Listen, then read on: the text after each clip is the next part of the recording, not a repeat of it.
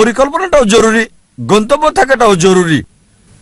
আর আমরা যখন পড়ে দেখি ম্যানেজমেন্ট গুরু বই, অনেক গন্তব্য নির্ধারিত আর সেটা তারা দিয়েছে। তবে আমার কাছে সেরা প্ল্যানিং, সবচেয়ে সেরা গন্তব্য হচ্ছে ইসলামিক, ISLAMIC, আই এটা দিয়ে ইসলামিক। আপনার গন্তব্য আল্লাহ সুবহানাহু ওয়া তাআলা এবং নবী মুহাম্মদ সাল্লাল্লাহু আলাইহি সাল্লামের শিক্ষা অনুযায়ী হতে হবে।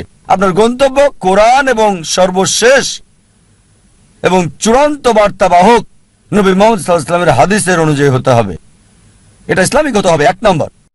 এস হচ্ছে লক্ষ্য নির্দিষ্ট হতে হবে, স্পেসিফিক হতে হবে, অস্পষ্ট হবে না। আরেকটা উদাহরণ দিচ্ছি। ধরেন একজন শিক্ষক ছাত্রদের ধনুবিদ্যা সম্পর্কে শিক্ষা দিচ্ছেন, আর ছাত্রদের বললেন,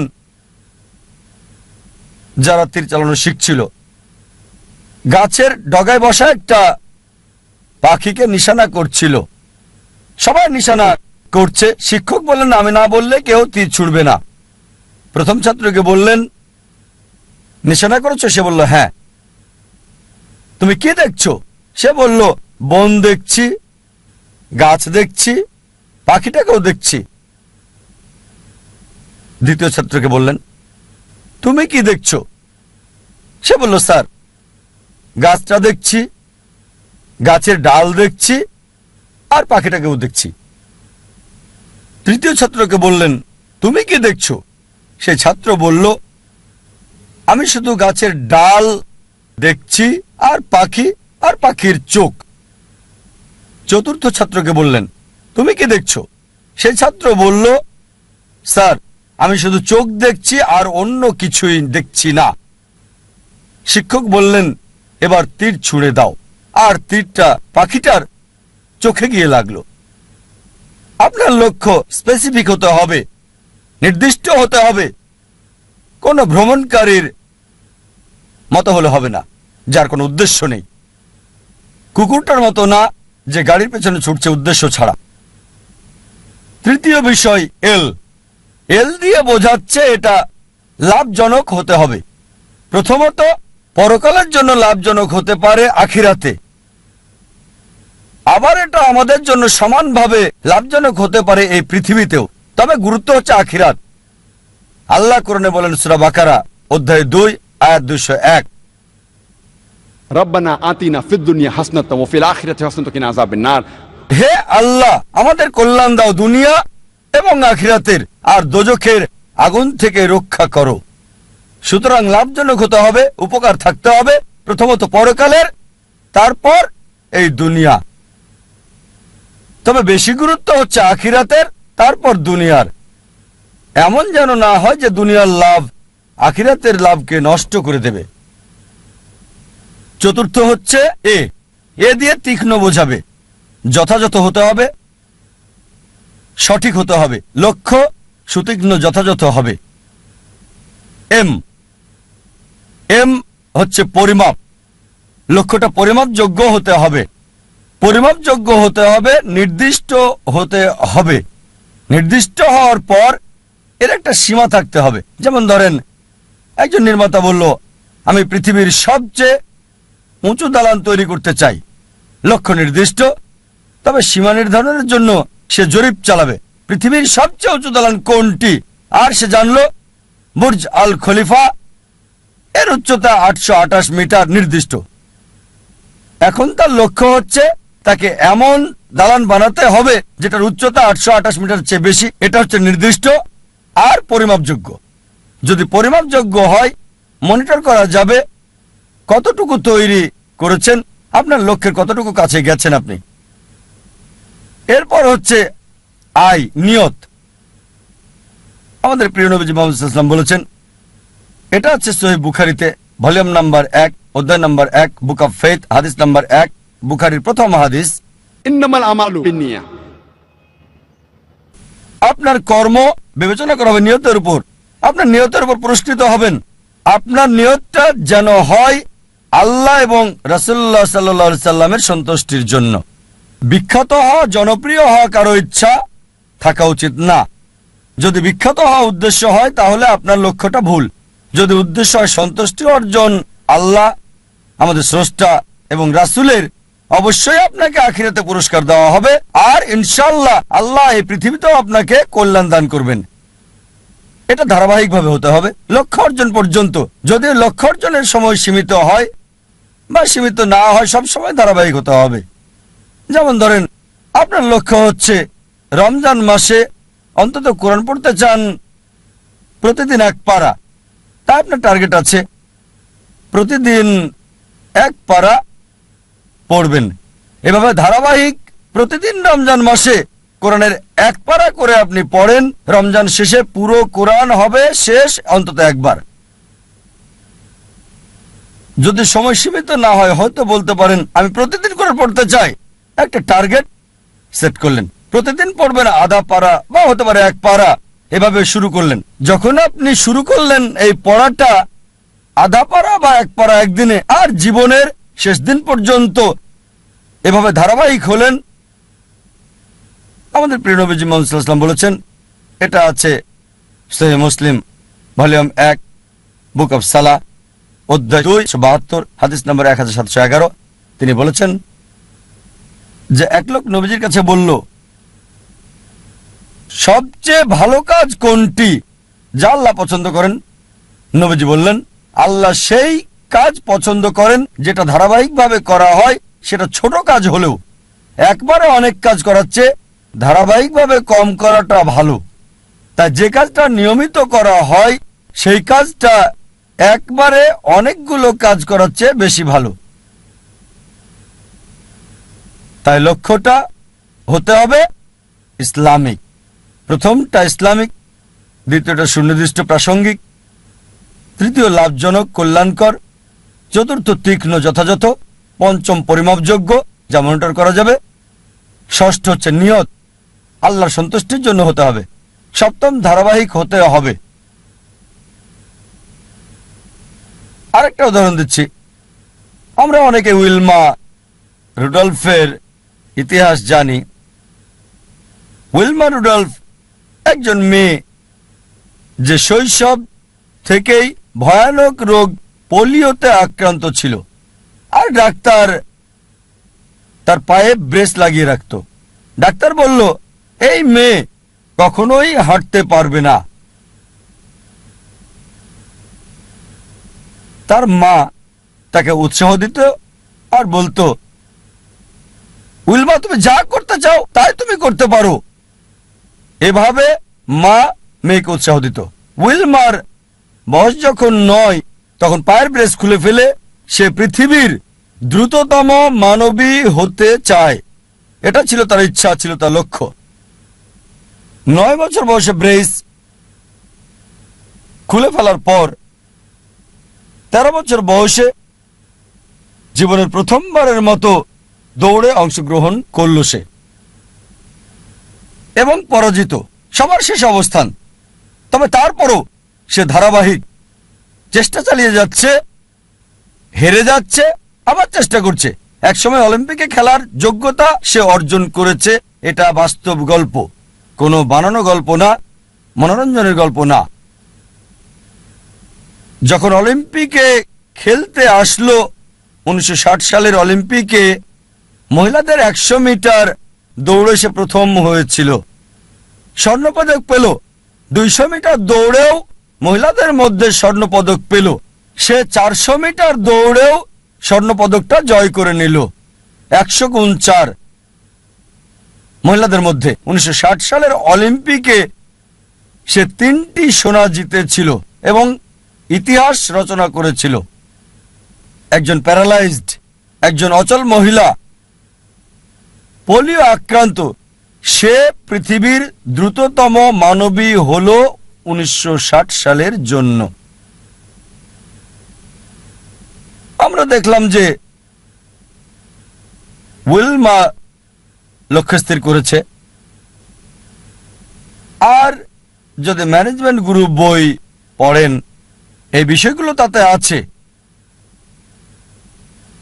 স্মার্ট গোল বইয়ে আছে, বিস্তারিত আমি বলছি না।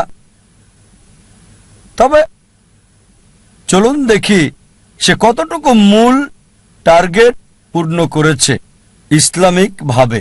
প্রথম হচ্ছে লক্ষ্যটাকে ইসলামিক ছিল, লক্ষ্যটাকে কোরআন সুন্নাহ অনুযায়ী ছিল। তার ব্যক্তিগত জীবন জানি না, তবে এটা জানি সে মুসলিম না। স্রষ্টার জন্য করেছিল কিনা সেটাও জানি না। দ্বিতীয় হচ্ছে লক্ষ্যটাকে নির্দিষ্ট, হ্যাঁ নির্দিষ্ট। সে পৃথিবীর দ্রুততম মানবী হতে চেয়েছে। এটা লাভজনক, কল্যাণকর, হ্যাঁ এই পৃথিবীর জন্য লাভজনক। সুনাম পেয়েছে, সম্মান পেয়েছে। তবে আখিরাতের ব্যাপারে আল্লাহ জানেন, আমি জানি না। আখিরাতে এই অলিম্পিক জয়ের সোনা কোনো কাজে আসবে কিনা। যদি না তা করা হয় আল্লাহ সুবহানাহু ওয়া তাআলার সন্তুষ্টির জন্য। এটা কি সুতীক্ষ্ণ এবং যথাযথ ছিল? হ্যাঁ ছিল। এটা পরিমাপযোগ্য ছিল কি? হ্যাঁ। সে জানতো কে বিশ্বের দ্রুততম মানবী।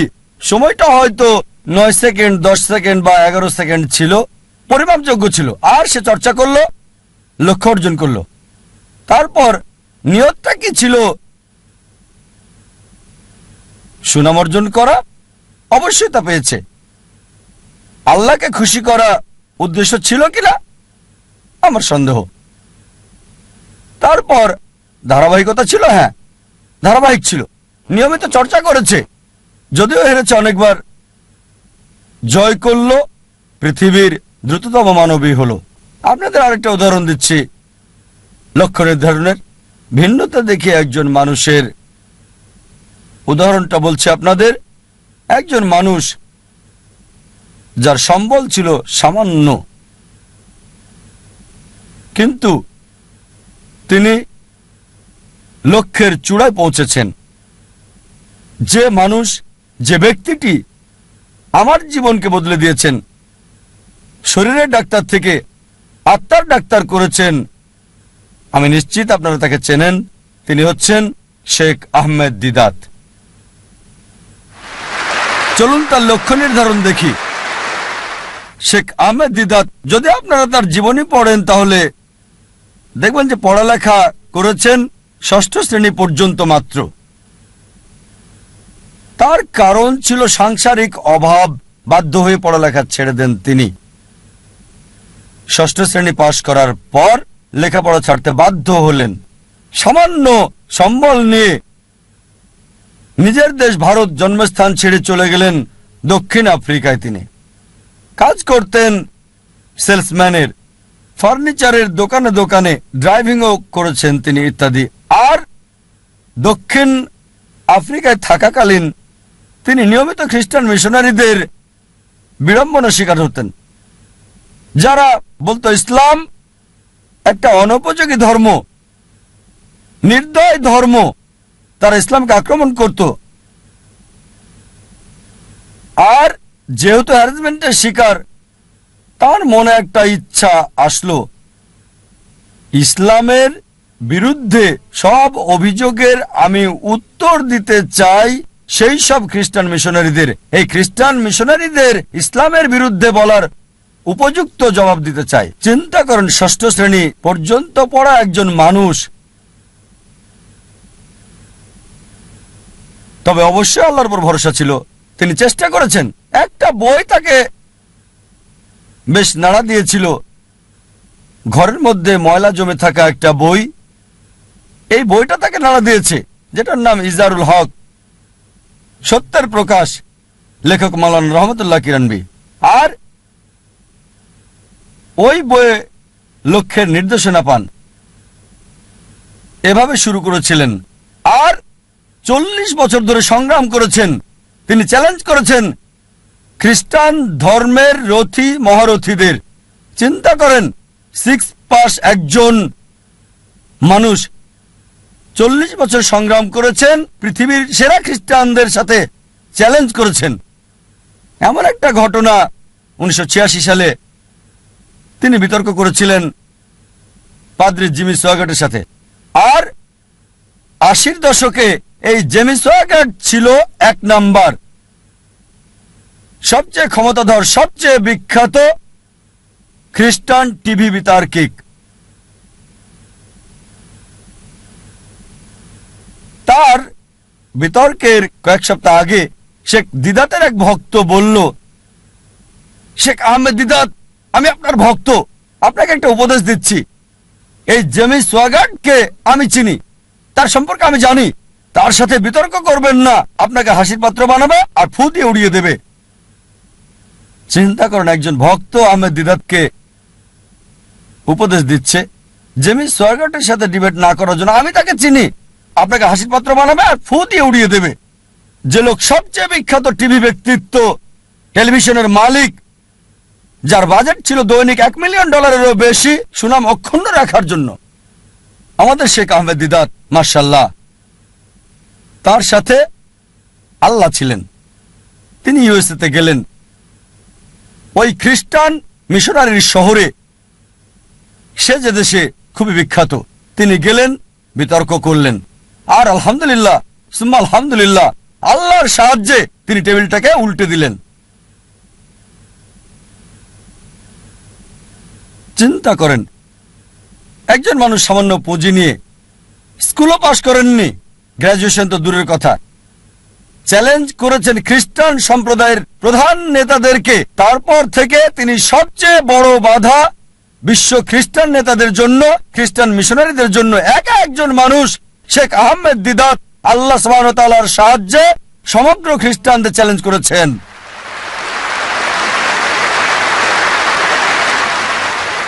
এবার তার লক্ষ্য নির্ধারণ দেখি। 1 নম্বর হচ্ছে ইসলামিক। প্রথমে এটা কি ইসলামিক ছিল? কোরআন এবং সহিহ হাদিস মোতাবেক এটা কি আল্লাহ এবং রাসূলের জন্য ছিল? স্বাভাবিকভাবে হ্যাঁ ছিল। এ কারণেই তিনি লক্ষ্য অর্জন করেছিলেন। দ্বিতীয় হচ্ছে, এটা কি নির্দিষ্ট ছিল? হ্যাঁ, তার লক্ষ্য নির্দিষ্ট ছিল। আমি ইসলামের বিরুদ্ধে অভিযোগের উত্তর দিতে চাই, এটা ছিল নির্দিষ্ট। যথাযথ জবাব দিতে চাই, অমুসলিমদের মন থেকে ইসলাম সম্পর্কে ভুল ধারণাটা সরাতে চাই আমি। তৃতীয় বিষয় হচ্ছে, এটা কি লাভজনক ছিল, কল্যাণকর ছিল? তিনি আখিরাতের লাভ চেয়েছেন, আর ইনশাল্লাহ ইনশাল্লাহ আল্লাহ তাকে জান্নাত দেবেন ইনশাল্লাহ। কিন্তু আখিরাতের কল্যাণের পাশাপাশি দুনিয়াতেও সম্মান পেয়েছেন। দেখেন, 6ষ্ঠ শ্রেণী পাস একজন মানুষ 1986 সালে মুসলিম বিশ্বের নোবেল পেলেন মানবতার সেবায়, বাদশাহ ফয়সাল পুরস্কার তাকে দেওয়া হয়েছিল। 6ষ্ঠ শ্রেণী পাস লোক, তিনি পুরস্কারের জন্য করেননি, হয়তো পেয়েছেন $200, সেজন্য করেননি। পুরস্কারটা ছিল হয়তো স্বর্ণ, সেজন্য করেননি। তিনি করেছেন আল্লাহ এবং রাসূলের জন্য। আল্লাহ আখিরাতে পুরস্কার দেবেন, এই দুনিয়াতেও লাভজনক। তারপর এটা কি তীক্ষ্ণ ছিল, যথাযথ ছিল? খুবই তীক্ষ্ণ, যথাযথ সময়ে তার কৌশল সবকিছু যথাযথ ছিল। যখন খ্রিস্টান মিশনারিরা মুসলিমদের বদনাম করত, আমাদের অবস্থান ছিল যখন একেবারে নিচে, এই মানুষ শেখ আহমেদ দিদাত হাজার হাজার তরুণকে অনুপ্রাণিত করেছিলেন, এবং আমাকেও। অন্তত আমরা মাথা উঁচু করে দাঁড়াতে পারি ভালোভাবে। তারপর এটা কি পরিমাপযোগ্য? হ্যাঁ। তিনি কি করলেন? খ্রিস্টান মিশনারিদের লেখা বইগুলো সংগ্রহ করলেন, যেগুলো ছিল ইসলামের বিরুদ্ধে লেখা, যেমন জন গিলক্রিস্ট, এইসব বই, জেমি সোগার্ট, আর সেগুলো উত্তর দিলেন। যখন তারা কোরআন এবং ইসলামকে আক্রমণ করত, তিনি জবাব দিতেন তাদের বাইবেল থেকে। কোরআনের আয়াতগুলো সেগুলোর উপরে প্রয়োগ করতেন আর ফলাফল পেতেন পরিমাপযোগ্য। এরপর তার নিয়ত কি ছিল? বিখ্যাত হওয়া নিয়ত ছিল না, বাদশাহ ফয়সাল পুরস্কার পাওয়াটা উদ্দেশ্য ছিল না। নিয়ত ছিল আল্লাহ এবং তার রাসূলের সন্তুষ্টি অর্জন। তারপর ধারাবাহিকতা ছিল? হ্যাঁ ছিল। চিন্তা করেন, তিনি সংগ্রাম করেছেন 40 বছর। তার ইতিহাস পড়লে দেখবেন তার অফিসটা ছিল ছোট্ট একটা ঘর, আর আমাদেরকে বলেছেন সাদা কালো 1000 পাম্পলেট ছাপানোর আগে তাদের মিটিং করতে হতো, চলো মিটিং করি 1000 সাদা কালো পাম্পলেট আমরা ছাপাতে পারবো কিনা।